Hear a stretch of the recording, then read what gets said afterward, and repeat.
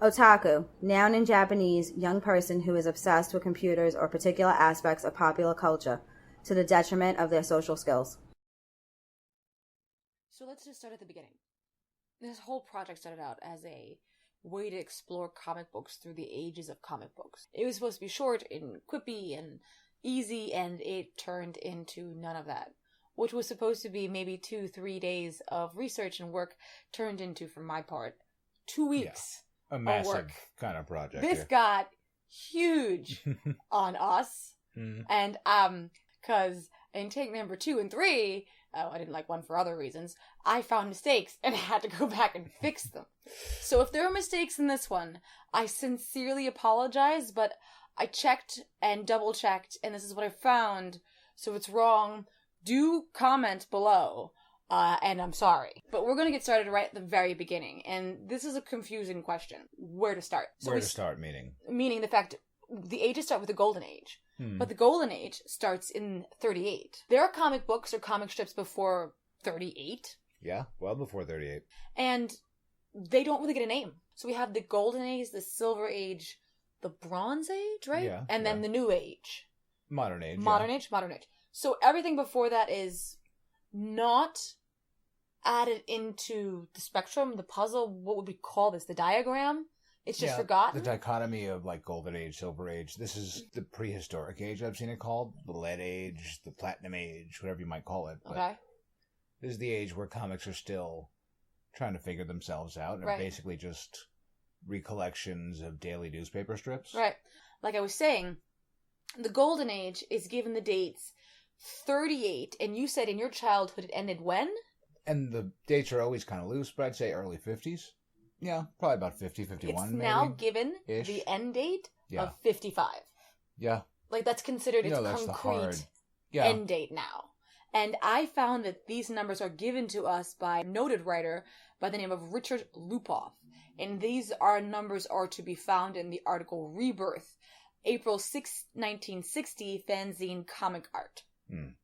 But like we were saying, comic books, so yes, they are around before 38, but they don't quite look the way they do now. So we were discussing what we should call this time period, and flipping through different things I found at the corner newsstand.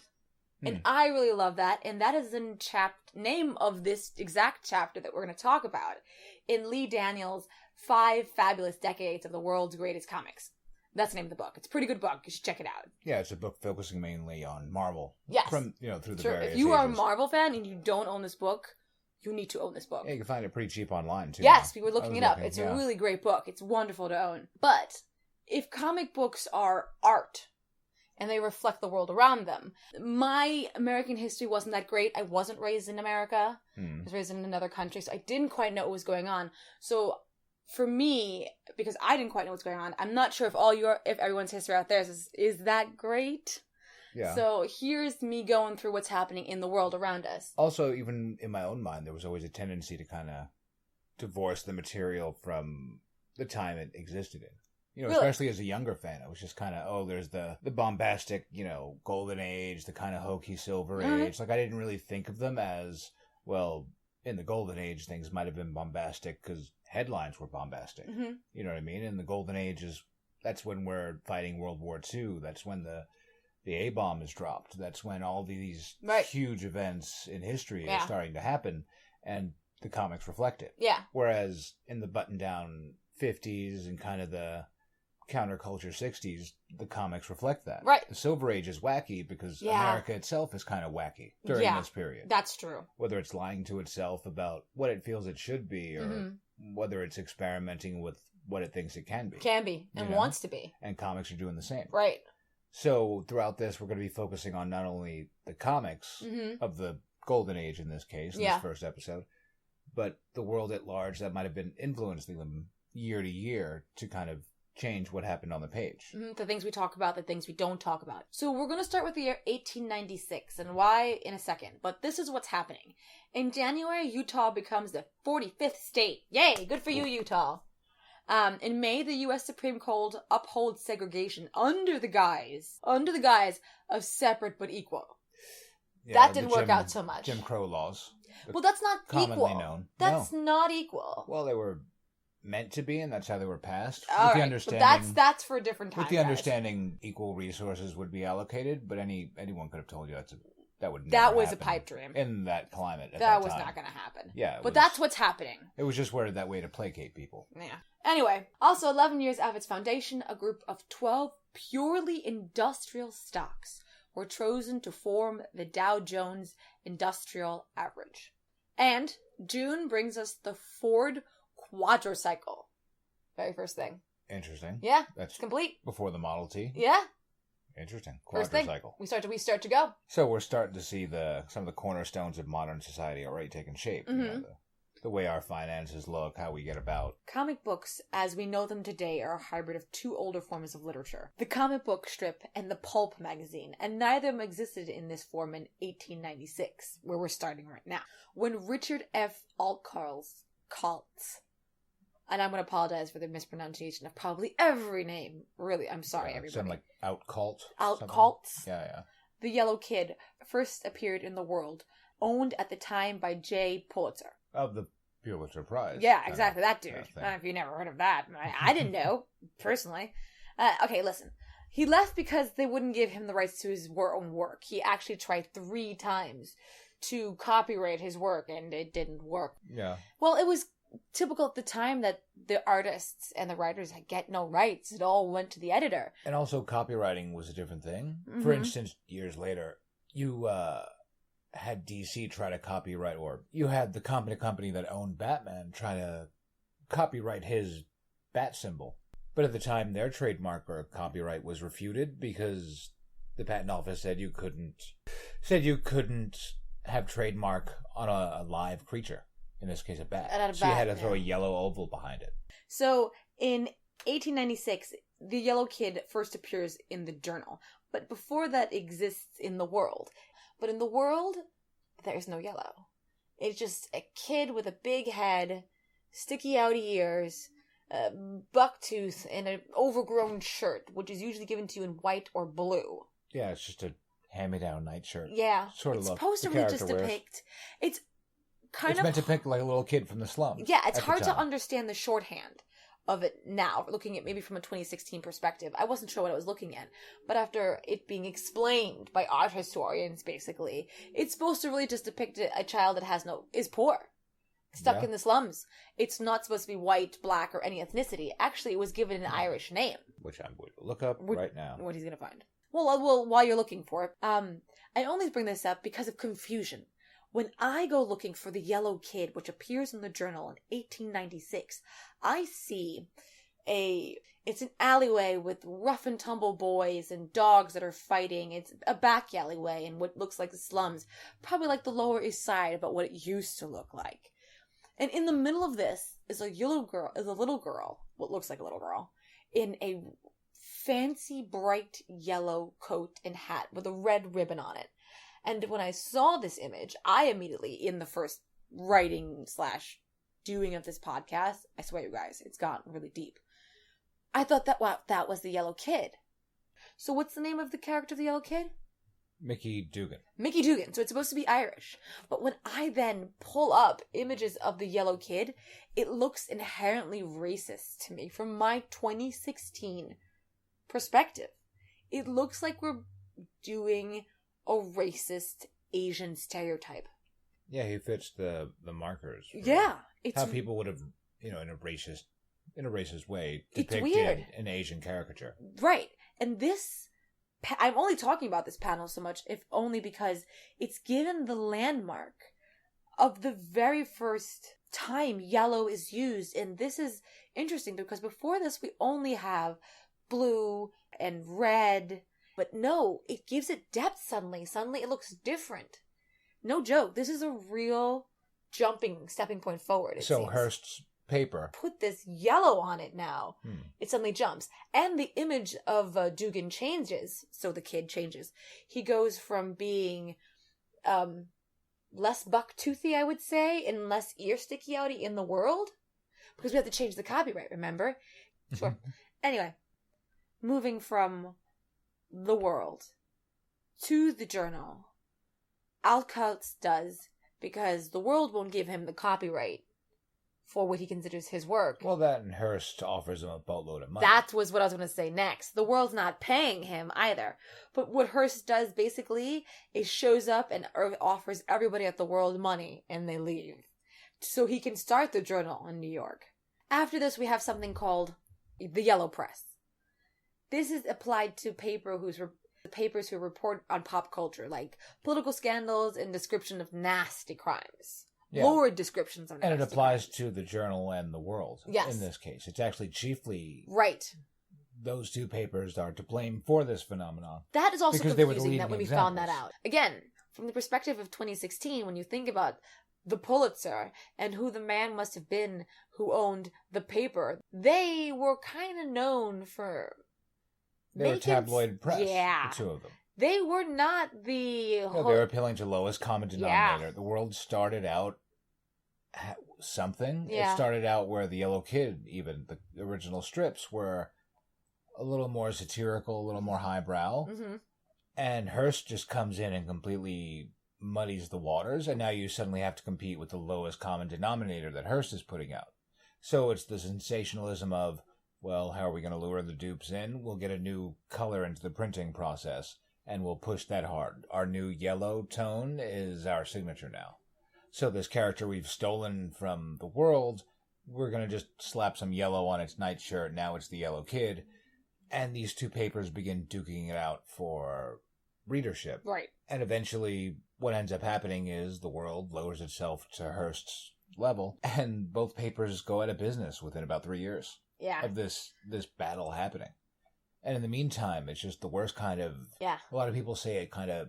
The current, completely falsifying stories. Happens. Allegedly. But in any event, yeah, it's a lot of people trace tabloid journalism to these two entities. And they fought over what a lot of people say is the first comic creation. Yeah, absolutely. The Yellow Kid. So, and then what the Yellow Press also runs because of the Yellow Kid are what we would know now as single panel or strip cartoons. These follow the focus on children's humor, and that's where the term comic comes from. Well, just from the fact that they were funny. Yeah. Anyway, we're going to move on from there and go straight to our other friend, the pulp. Credit for its creation is given to publisher Frank Munsey, whose idea of using new high-speed printing press to print on extremely untrimmed wood pulp, or pulp paper, in order to mass-produce affordable magazines, 10 cents versus everyone else's 25. Munsey went through a few tries till creating the first true pulp in 1896, his 1896 mag, The Argosy. At the same time, we leave the land of children or children doing things behind and go with adults and adult themes. Tales of action and adventure and fast-moving fiction are what drive the pulps forward. So yeah, if the first comics kind of focused a lot on the children being the protagonists. Yeah, but the first pulp books then focus on the can-do hero. Kind of like Indiana Jones. It would be the best pop culture example in this era that exactly. we would know. So in the first comic strips, we have children.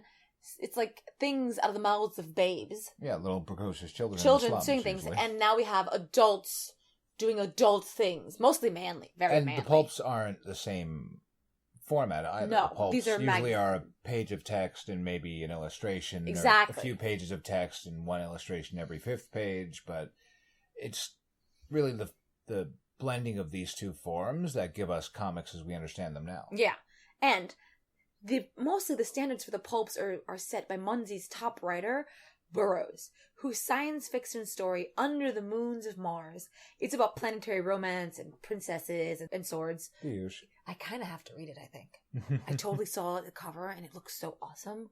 I might have to read it. So this appears, though, in 1912 and is printed in Munsey's The All story. That same year was followed by an even bigger sensation, Tarzan and the Apes. See, because half-naked men sold even well back in the day. Yeah. His adventures against overwhelming odds become the prototype of the pulp hero, and pulps start to fill the newsstands. So, we're going to check back in with the place that we all live for 2 seconds, the world. So, in 1903, the Wright brothers have their first flight. Ford's Model T comes out in 1908. World War I kicks off in 1914. It finishes in 1918. Women get the right to vote in 1920, And one of the first things we push through, sadly, is prohibition. Seriously, who gave these women the right to vote? Prohibition? Honestly. Oh, goodness me. Anyway, that nonsense, horrific, stupid nonsense, goes on from 1920 to 1933. But we're going to leave that for a second and go back straight up to 1919. I'm going to go and stop in with a guy named Wilford Fawcett, also known as Captain Billy. He founded in 1919 Fawcett Comics. It has a motto, make it snappy. So Captain Billy founds Whiz-Bang Comics, and I found a very helpful quote. Okay, if I can read this for a second, guys. Few periodicals reflect the post-World War I culture change in American life, as well as Captain Billy's Whiz-Bang. To some people, it represented the decline of morality and the flaunting of sexual immodesty. To others, it signified an increase in openness. For much of the 1920s, Captain Billy's was the most prominent comic magazine in America, with its mix of poetry and naughty jokes and puns, aimed at a small-town audience with pretenses of sophistication. This quote is from Book Humor magazine and comic periodicals published in 1987 by editor David E. Sloan. So what we're basically looking at with Captain Billy's Whiz-Bang is a joke book, but it's in a magazine size. It's not in a comic book size. Yeah, so a bit more like Mad Magazine. Exactly. Something like that. So it's got a little jokey, it's got a little this, but all the covers are a tad on the racy side. Everything shows girls' stocking lines, if you want to know. Okay, so a little more like Maxim. It's, yes, I don't know. Maxim? Well, I don't know. Yeah. Oh, yeah, you know what? Yeah, let's go with it. That's what a pinup girl was. Yeah. You know? Absolutely. That's a good way to put it, perhaps. Yeah. And, for example, they'll show something like a dance hall girl on its cover. But it was a form of prostitution of its day. So that's kind of... Yeah, you're kind of trading that's time crazy. And body touching. Yes. In 26, Captain Billy starts Smokehouse Monthly. This will be the first of many periodicals from the Captain Billy's clan. But... in 33, Esquire is born. In just 3 years, Whiz-Bang ceases. So it's sad. But this is a good moment to check back in with our other old friend, the Pulps. The Pulps go daily in Jan 7th, 1929, when Tarzan is transformed by strip artist Hal Foster and is put in full color. Pulps only use cheap black ink in the tinsel purplish. Yeah. The newspapers of the day. Yeah. But Dick Coughlin's did the same for Philip Nolan's futuristic Buck Rogers from the Pulp Amazing series. Before this moment, strips have been truly comedic. But with the influence of the Pulps, it opens the way for more melodramatic themes. So this is the first time we're seeing these pulp characters in full color comic strip form. Yes. Well, more importantly than full color, it's comic strip form. Right. This is the first time we're seeing Doc Savage or Tarzan visually. Swing. Yes. Because you just had the still picture and word of text, and now he's swinging from panel to panel for the first time. Kind of cool. The next company to come down is Dell Comics, founded in 1920 by George T. Delacorte Jr. Know New York City? See theater? If not, the Delacorte is the theater where Shakespeare in the Park is performed in Central Park. Oh, the theater's named after him? Yeah. He gave them all this money. So they start with the standard pulp stuff and the funnies. And by the time we hit 1938, and that is a special year, and you will find out later why, he's printing mostly Westerns. That's his what's focus. selling. Yeah, absolutely, 100%. We're going to check in back again with the place where we all live. I'm going to keep calling it. So we hit the Great Depression in 1929. October 29, actually, oddly enough. This is the moment it happens, but it won't really be felt for another few years. Kind of how this ripple effect works. At the beginning, most people don't understand what all the fuss is about, but frantic attempts are already underway to shore up the economies of individual nations through protection policies. Such as the 1930s Smoot-Hartley Tariff Act and the retaliatory tariffs in other countries exacerbate the collapse in global trade. So by the 30s, a steady decline in the world's economy has already set in, but it won't reach the bottom until 1933.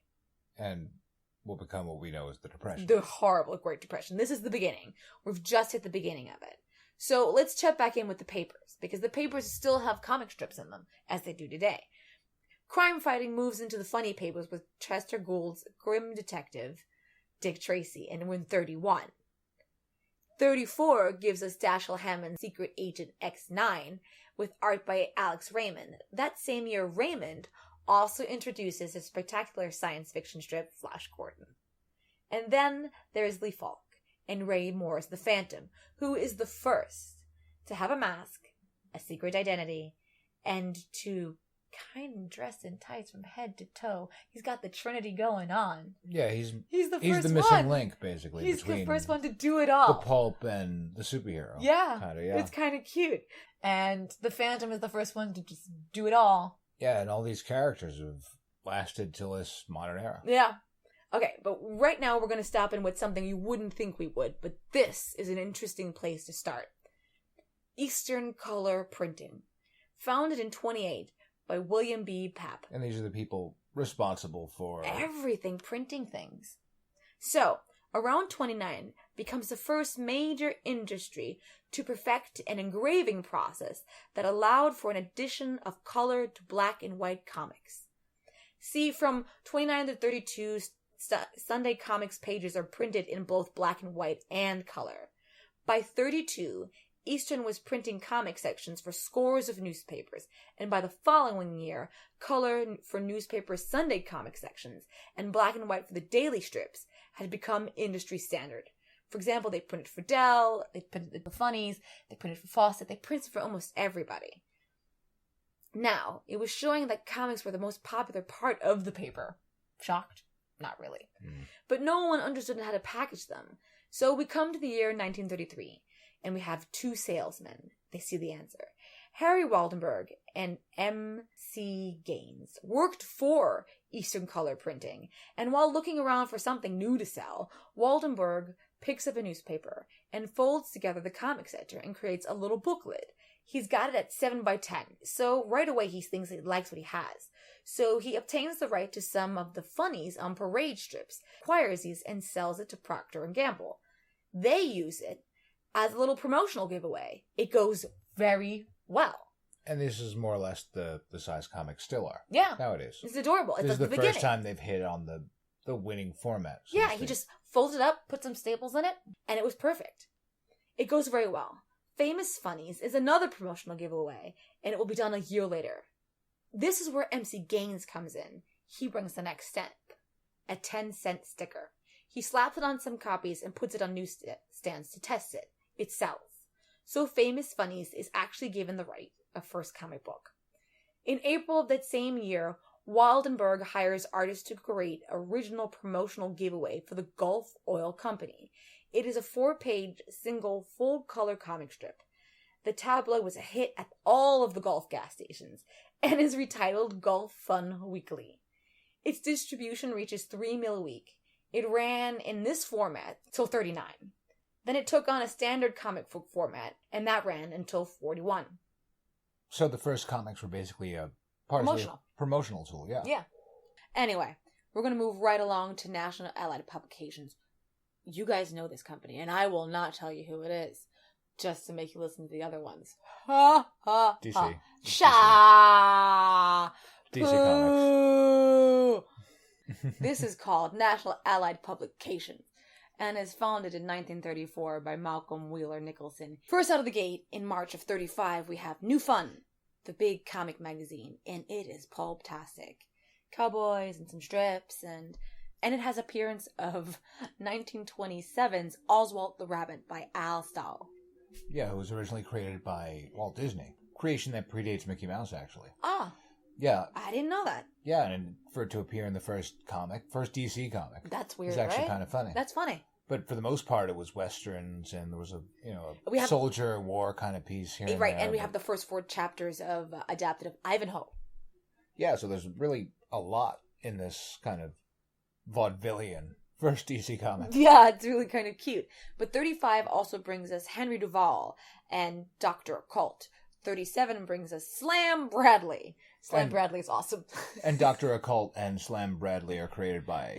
Jerry Siegel and artist penciler Joe Shuster. Now, don't tell them who they are now. Oh, okay. This is a surprise. Getting ahead of ourselves. Right? Yeah. But in 35, they're already working for National. Not yet DC. So, back to the world. We left off in 33, right? the Great Depression had reached its lowest point. Everywhere, not just America. Comic books are very popular in this era for their virtues. As Scooter A. Card said, even as a form of escapism, the comic book allowed the readers to fantasize about punishing real-life wrongdoers. Because everyone was screwed. Yeah, these are so pretty dark days. Screwed right now. In the world. And the person who had your apartment could suddenly ask for triple the rent, and you could do nothing about it. Well, yeah, there's very few laws protecting the general public from robber barons. Little to none. All the laws that we have today, that we still don't think are enough, didn't even exist back then. No, really, no social safety net to speak of. We haven't gotten the New Deal yet. Nothing. This is still just Wild West, pull yourself up by your bootstraps. Yeah, and it's just like, you get it or you don't. That's it. But let's turn our eye towards Europe. Hitler. This is the year he is elected chancellor, and the Nazis' plan starts to roll its way through Germany. America desperately is trying to pull itself out of this pit that it exists in still. We live in a post-World War II world, so everything that's happening in Germany looks more than a little suspect. And it was all a little crazy then, too, but let's not forget that everyone, not even just the Jews, were on the Nazis' list. If you weren't the right kind of German, it was, get over there in that line, too. And you're like, I can hear you guys going, what's happening? Why are you having a moment with the Nazis? And I'm like, trying to take a fangirl moment to explain how the Nazis and all their crazy psycho bullshit somehow managed to give us something wonderful. It's like Pandora's box. Like, at the bottom of it, there's hope. They give us a new idea. And the creature or the creation or the person they give us is something known as the Übermensch. Let's just take a second to explain what the Übermensch is. The term is German and means superior being, and the idea is brought to you by the letter P. For philosopher, Friedrich Nietzsche was born in 1844 in Saxony-Preußen, in the northern part of Germany. This is Germany, not as we know it now. It's at the top with Denmark and quite a bit of Poland.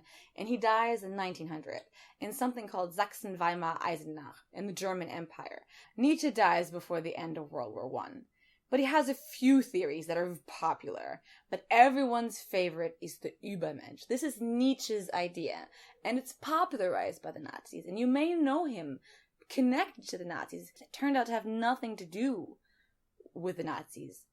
Elisabeth Foster Nietzsche, his sister, who inherits all his work after he dies, this woman actually edited her dead brother's work to make it fit the Nazis' idea. A lot of people suppose just created things out of whole cloth. Yeah, it's crazy. And then she left his name under it. So it turns out that Friedrich Nietzsche didn't seem to care about Jews. Well, or anyone for that matter. But, so anyway, Jerry and Joe, you know, the two guys that work at National, at this point in their life, they are in high school. You know the guys that work for National in 35? So in 33, they're in high school. And they see what's happening to the people of their faith. They are Jewish. Or just free-thinking people in Europe, period, and it upsets them.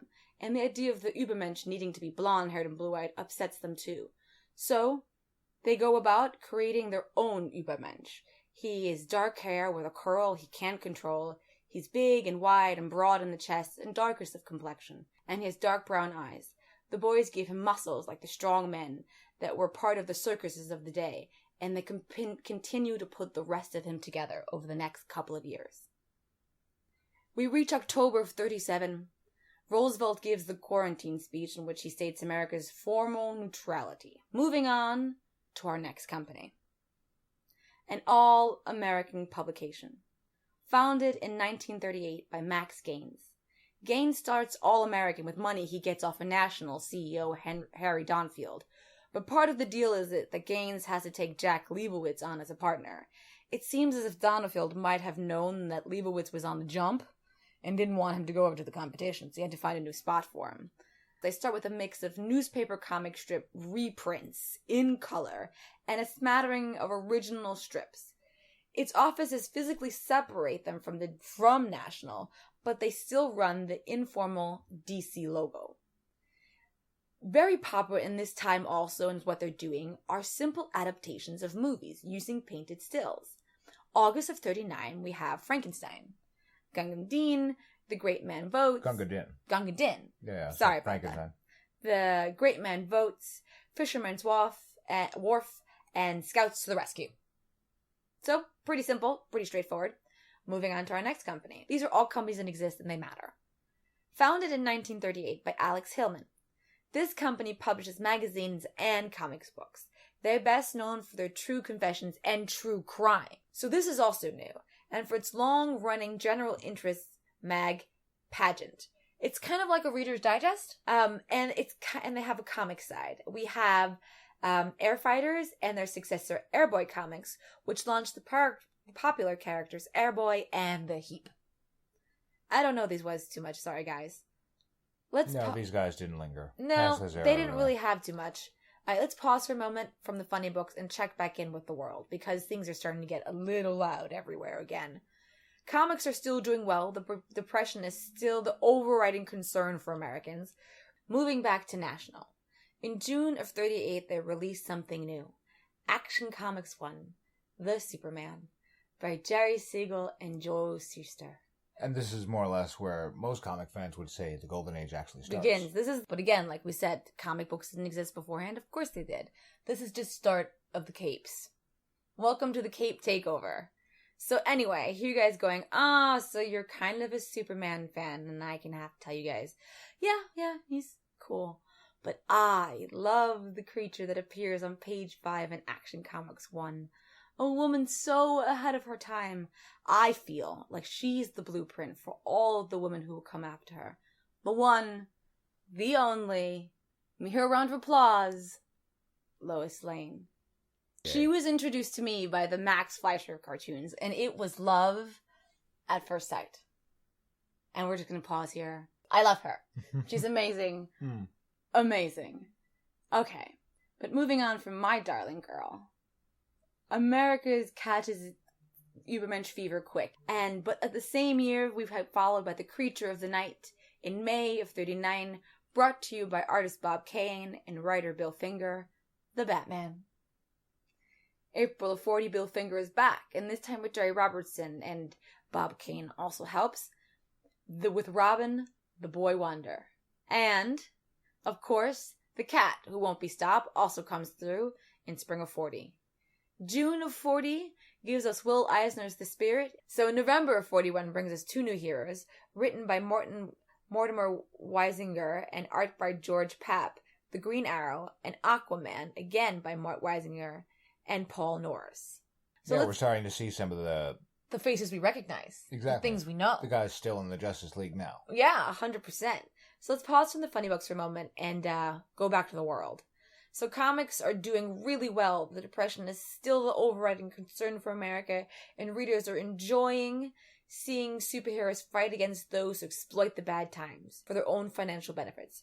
Early heroes are fighting corrupt businessmen who mistreat the poor and desperate workers of the 1930s. But welcome to September of 1938. Germany kicks off what the world has long seen coming in September, but the invasion of Poland. Appeasement finally just has shown itself not to work, and here he shows his hand and invades. Moving into 1939 and into 1940, the American economy is starting to do better. Yeah.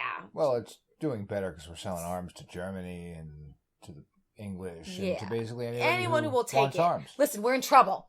Take our weapons. Yeah, we declared ourselves neutral. So we saw this largely as a European conflict. And a way to freaking get ourselves out of a pit. Up until this point, we're talking about the mistreatment of our own people. There's our focus. But come into 1939, 1940, the covers start to reflect that we are paying attention. We start to see heroes fighting even before America gets involved in the war. Here's the famous cover of Captain America punching Hitler, and there's a few covers where Superman is basically going after the Germans himself. Yeah. Or this hero, that hero taking out a Japanese fighter plane or something. So basically, our heroes beat America to the punch in fighting. But it's interesting, from 1937, they're also at the same time fighting corrupt businessmen. So you have a Nazi here that you're fighting in this issue, but in the next issue, it's helping Timmy get rent. So they're doing everything. Yeah, they're taking on all the problems that might have bothered the little kid readership of the day. Everything that made you sleep, stopped you from sleeping at night, Superman was there to fix for you. Because sadly, we were talking about yellow journalism earlier, and one of the problems with that became kind of folks look down on comics in general because of stuff like the Yellow Kid. Once Hearst gets his hands on him, he turns him into lowbrow, like I said earlier, lowest common denominator sort of stuff. And then comics are just kind of given that rap, part and parcel for the whole field, for the whole art form, so to speak, the whole genre, to the present day, really. Yeah. To where they're still seen mostly as the purview of, if not kids, to the emotionally stunted. Yeah, I was about to say. I mean? Yeah, exactly. But they're still marginalized. Yes. Because of how they were viewed from the start here. That is true. So why do the superheroes predate us even declaring war or joining the war in Europe? Mm-hmm. Because little kids were probably bothered by it. Writing in, what would Superman do? Or, is there a hero that would go stand up to this Because we still have relatives that live in the old world still. Like, you're closer to immigrating. Exactly. And having family that lives there still who are being affected by what's happening. Yeah. So where you may still have readership in the pulps and things like that, it's much more escapism for the adults. It's jungles and lost treasures and, maybe the occasional Nazi spy, but really kind of the same way Russians are used throughout the Cold War. It's not a full-on war, but just one formidable opponent. Yes. But here we are, our superheroes are lining up against battle formations already. Now we're going to move on to something called MLJ Magazines. Founded in 1939 by Maurice Coyne, Louis Silberkleit, and John L. Goldwater. They start with Blue Ribbon Comics in November of 1939. First half is full color, and the second half is in only red and white. And it's kind of the usual stuff, strip comics. Now we're going to move on to another company that everyone knows. And you need to stop telling people what they're called. Anyway. Not DC. Not DC. No. This is called Timely Publications. Marvel. No! Anyway, founded in 1939 by Martin Goodman. Goodman starts his publishing life long before this with the guy we met from the other company, Louis Silberkleit, in 1929. He gives him a job. One of Goodman's clients is actually Hugo Gernsback. Among other things, I'm going to take a moment here, another fangirl moment. Gernsback is credited with publishing the first science fiction mag, and his name is said together with Wells and Verne. Gernsback is hailed as the father of science fiction, and so he's got his annual Hugo Award. The company that gives Goodman his connection to Gernsback goes under. And in 1932, Silberkleit joined with other investors, and Goodman create Mutual Magazines Distributors. And Goodman was named editor of Silberkleit's sister company, Newsstand Publications, Inc. In 1939, Goodman sees the popularities of superheroes, so Goodman contracted with newly formed comic book packager Funnies, Inc. to supply some material for test comic. Marvel Comics No. 1 is released in October 1939 by Timely Pub. Their first superhero is the Human Torch by Carl Bungo. This is not Johnny Storm. Not the Fantastic Four movie guy. No, not him. This is an android who solves crimes. Okay, so like a fiery Sherlock? Fiery Sherlock. Okay. He turns on fire. It's like, he's going to find you and set you up. No. He just goes on fire. It's quite interesting. I like it. Namor the Submariner. Created by artist-writer Bill Everett for Funnies, Inc. Timely sells all of their 80,000 copies. Reprints are issued for November. They sell 800,000 copies. Now that's the impressive number. Yeah. But hey, they only had enough money for 80 and they sold that out. That's pretty awesome. No, absolutely. But especially for unknown characters. Yeah, brand spanking new. Just came up with them. With a hit on their hands, Goodman begins assembling an all in-house art staff, hiring Funnies Inc. writer Joe Simon as editor.